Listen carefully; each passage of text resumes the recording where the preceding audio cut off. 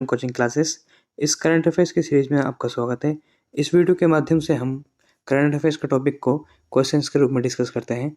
इस लेक्चर की पीडीएफ प्राप्त करने के लिए आप हमारे कमेंट बॉक्स में दिए गए फेसबुक और टेलीग्राम के जो ग्रुप को ज्वाइन कर सकते हैं। तो चलिए फिर इसी के साथ इस लेक्चर को शुरुआत करते हैं। इसमें पहला प्रश्न है, विश्व सुनामी जागरूकता दिवस प्रत्येक वर्ष कब मनाया जाता है?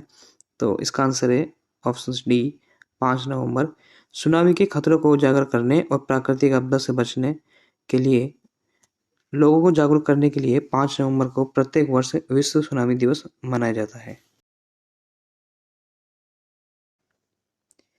इसमें अगला प्रश्न है, हाल ही में भारतीय मूल की किस लेखिका को 2023 का ब्रिटिश अकेडमी पुरस्कार दिया गया है?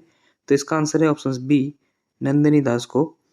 नंदिनी दास को यह पुरस्कार उनकी एक पुस्तक courting India, England, Mughal India and the origins of empire के लिए दिया गया है। प्रश्न है, हाल ही में किस देश में दुनिया का सबसे ऊंचा परमाणु रिएक्टर अनुसंधान स्थापित किया जाएगा? इसका आंसर है ऑप्शन ए, बोलीविया। दक्षिण अमेरिका महाद्वीप के बोलीविया देश में दुनिया का सबसे ऊंचा परमाणु संधान रिएक्टर स्थापित किया जाएगा। यह अनुसंधान रिएक्टर समुद्र तल से लगभग 4000 मीटर की ऊंचाई पर स्थित है। इसकी स्थापना रेसोटॉम कंपनी द्वारा की जाएगी। हाल ही में वनडे क्रिकेट में सबसे तेज 100 विकेट लेने वाले गेंदबाज कौन बने हैं? तो इसका आंसर है ऑप्शन सी, पाकिस्तान के बॉलर शाहीन अफरीदी को यह खिताब मिला है। प्रश्न है, विश्व का पहला एआई सेफ्टी समिट किस देश में आयोजित किया जाएगा? तो इसका आंसर है ऑप्शन बी, ब्रिटेन। विश्व का पहला एआई सेफ्टी समिट यूरोपीय देश ब्रिटेन में शुरू हुआ है। इस सम्मेलन में भारत, अमेरिका, फ्रांस, सिंगापुर सहित कई देश भाग ले रहे हैं।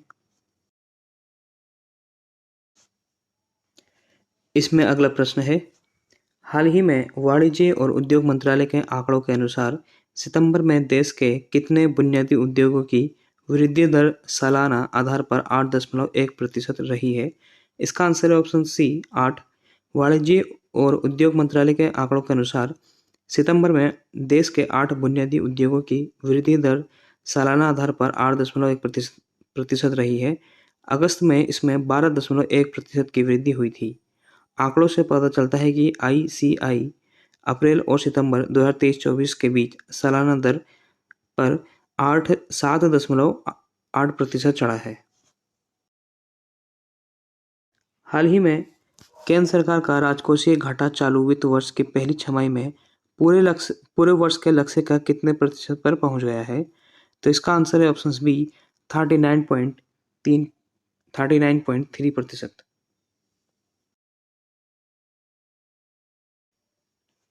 इसमें अगला प्रश्न है, अंतर्राष्ट्रीय सौर गठबंधन की वैश्विक सौर सुविधा को पूंजीगत योगदान के रूप में कितने मिलियन डॉलर प्राप्त हुए हैं?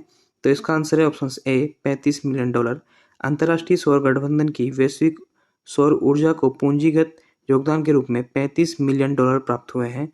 भारत वैश्विक सौर सुविधा में पूंजीगत योगदान के रूप में 25 मिलियन डॉलर का निवेश करने के लिए तैयार है। हाल ही में नई दिल्ली के प्रगति मैदान में वर्ल्ड फूड इंडिया 2023 का उद्घाटन किसने किया है? इसका आंसर है ऑप्शन डी, प्रधानमंत्री Narendra Modi. World food India 2023 का उद्घाटन प्रधानमंत्री नरेंद्र मोदी ने किया है। यह आयोजन भारत की समृद्ध खाद्य संस्कृति को दुनिया के सामने प्रदर्शित करेगा। प्रश्न है, हाल ही में किस राज्य सरकार ने मराठों को कुणबी जाति प्रमाण पत्र देने के लिए शिंदे पैनल की रिपोर्ट को स्वीकार किया है? इसका आंसर है ऑप्शन सी, महाराष्ट्र। महाराष्ट्र की सरकार ने रिटायर्ड न्यायाधीश संदीप शिंदे की अध्यक्षता वाली समिति की रिपोर्ट को स्वीकार कर लिया है।